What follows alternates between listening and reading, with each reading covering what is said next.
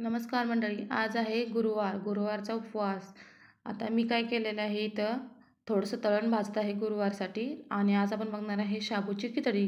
मोकळी शाबूची सुळसुळीत अशी खिचडी. शाबू असा भिजवलेला आहे. त्यामध्ये मी काय करणार आहे, चवीप्रमाणे असे मीठ घालून एकत्र करणार आहे. हे प्लेटमध्ये घ्यायचं, कारण की आधीच सगळं व्यवस्थित टाकून एकत्र करून घ्यायचं, म्हणजे शाबू सुळसुळीत होतो. यामध्ये आता घालणार आहे शेंगदाण्याचं मोठं मोठं कूट आहे, जास्त बारीक नाही. आणि आता हे एकत्र करून घेणार आहे. एकत्र करून झालं की अशीच प्लेट बाजूला ठेवून कढईमध्ये तेल गरम झालेलं आहे. त्यामध्ये मी मिरच्या टाकलेल्या आहेत बारीक चिरलेल्या, आणि त्या कडकड कडकड अशा वाजत आहेत. आणि अशा व्यवस्थित मिरची भाजून झाली की डायरेक्ट मी काय करणार आहे, त्यामध्ये जो शाबू, त्यामध्ये मीठ आणि कूट आपण एकत्र करून जे एकत्र केलं ना, तो डायरेक्ट ओतणार आहे, जेणेकरून व्यवस्थित शाबू लागेल असा. बघा, मी तेलामध्ये घातलेला आहे. तुम्ही तूपही वापरू शकता. कधी मी तेल वापरते, कधी तूप वापरते, जसं भेटेल त्यानुसार. आणि आता हा मोठ्या गॅसवर भाजून घ्यायचा आहे, जास्त हलवायचा आहे. कमी गॅसवर भाजून नका, कारण कमी गॅसवर भाजले कसं होतो, तो कठीण लागतो टेस्टला, चवीला असा.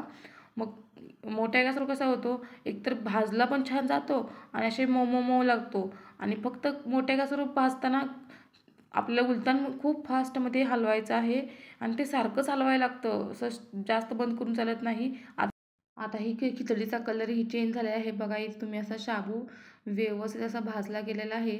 मी थोडंसं असं जरा वेळ इकडे इकडे केलं की ते लगेच करपतं मोठा गॅस असल्यामुळे. पण नाही, आता व्यवस्थित खिचडी तयार झालेली आहे. आपल्याला ही खिचडी लगेच म्हणजे 2 मिनिटातसुद्धा पटकन अशी तयार होते. बघा किती छान अशी मोकळी मोकळी खिचडी झालेली आहे. एक एक शाबूचा दाणा सेपरेट झालेला आहे. आता मी तळण घेतलेलं आहे, थोडंसं मिक्स तळण घेतलेलं आहे, एकच नाही. आणि दहीचं 2 चमचे दही. आहा, आज शाबू इतका छान लागतो ना, बासच. शाबू म्हणलं की दही आलंच. त्यामुळे मी रात्रीच दही असं भिजवून ठेवलं होतं, आणि सोबत एक केळ.